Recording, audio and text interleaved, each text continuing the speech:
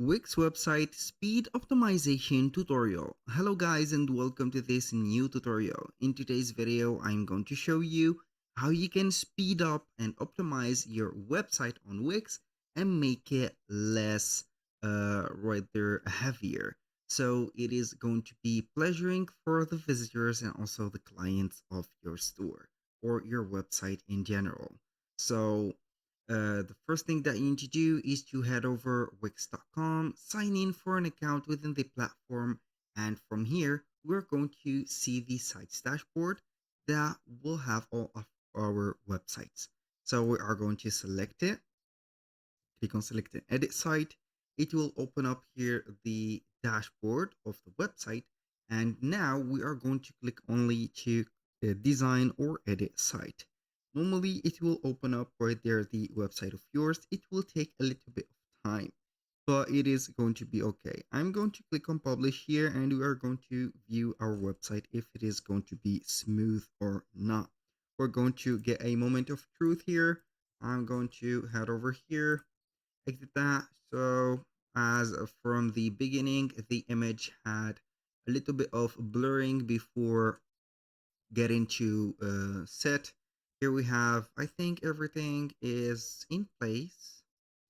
The map is not something that we should concern ourselves about, but overall it is going to be okay in this space or this specific state. Now, aside from that, we are going to give you here a lot of or some of the existing um, tips that will help you to improve the and also optimize the speed of your website. Now, the tip number one is going to be editing right there the sections and stacking the elements. So, for example, here, as you can see in this section or our storage section, we have this text, this image, and this specific text also. What are we going to do is to take that text from here and press Control, or not Control but Shift, select the image with it, and what are we going to do is to hold the control, or not going to release it, and select the as you can see the text. What are we going to do is to group the elements. Now if there is a animation, and this is the second step, or this is the second tip, if there is a lot of animations into your website, you need to turn some of them, or at least half of them, off. If you have 10, please let 5 only, or 4. That will be pleasurable. Now, how we can now or set up the animation, we can go ahead and click on any of the elements that we have. And for the detail, you're going to see here we have it. So this is the green light or the green label of the animation. You can go ahead and click on it and see the effects. So here we have for this image a parallax effect, or a scroll effect added. In my case, I have only this one, so I will not go ahead and disable that. But in case you have in another, for example, like this one, here we have another effect. I'm not going to put it here. We have the parallax, so I'm not going to put it in here. Also, this one, each one of the elements have here. So as you can see, we can go ahead and set up the animation or remove it. So here, I think that this is a standard right there effect. We do not have some effects, so here we are okay. Now the third tip is going to be right there using only the HTML fonts. How we can do that? Here I'm going to let you see here a list of the recommended and also web safe font for HTML and CSS. So these fonts are very safe and also very easy to read and fast to load. Here we have the Arial, Sans Serif, Verdana, Tahoma, Trabuket, MS, excuse me if I spelled that wrong, Times New Roman, Georgia, Garamond, Courier New, Monospace, and Brush Script MT Cursive. these or 1, 2, 3, 4, 5, 6, 7, 8, 9, these 9, as you can see, fonts are the safest on the web for the HTML and CSS. So make sure that you are going to click on site or site design, and then you can go ahead and click on text theme and set up the heading, for example, font to one of the fonts right there. Go ahead and search for Arial, for example, like this. Arial, I have Arial, I think. Yes, Arial. Go ahead and put it to it, and then you can go ahead and put also choose another, for example, Tahoma for another one like that.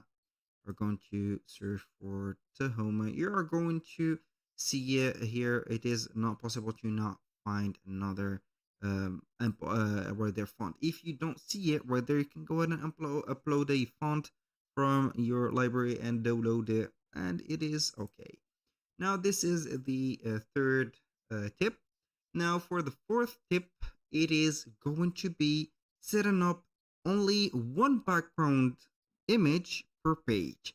For example, here we have a background image for this.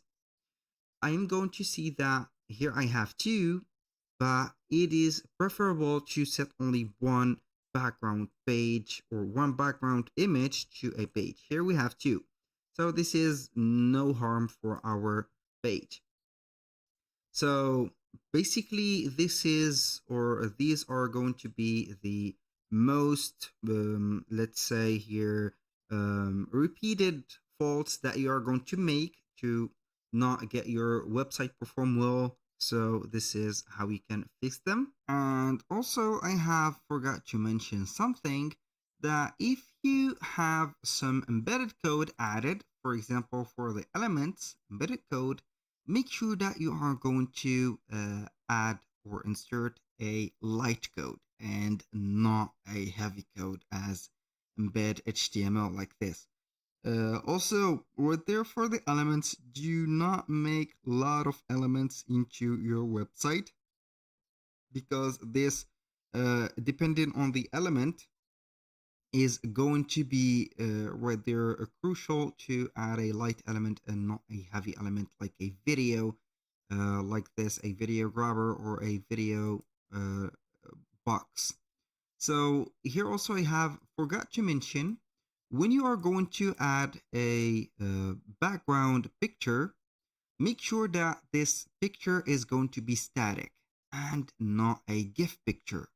And also, it is not going to be a video instead of a picture. So if you want to change the background, you can add a video and also a picture or an image. But if you have something, or the image and the video are not necessary, or are going to not have some brand identity, you're going to use a color or a pattern.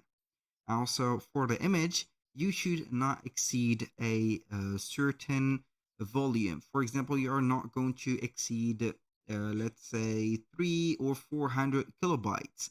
This is so much. Or this is going to be something that we do not want to exceed, because the loading time is going to be huge when you exceed that. Now, I'm going to give you the last tip.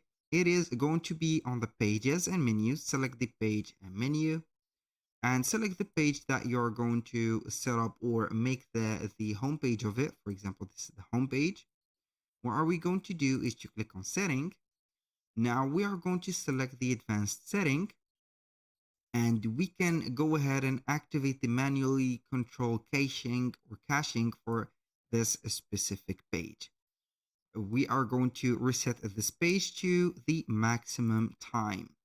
But here, the visitors, or the visitors that have already visited your website or have entered your website before, will not notice right there the slowing of the website, because you have activated this feature. But maybe the new visitors will see that. So it is up to you to activate that manually control caching or for this page or not. So that was all for today's video. Thank you guys for watching. I hope that you have enjoyed the content, and I hope to see you soon on the next one.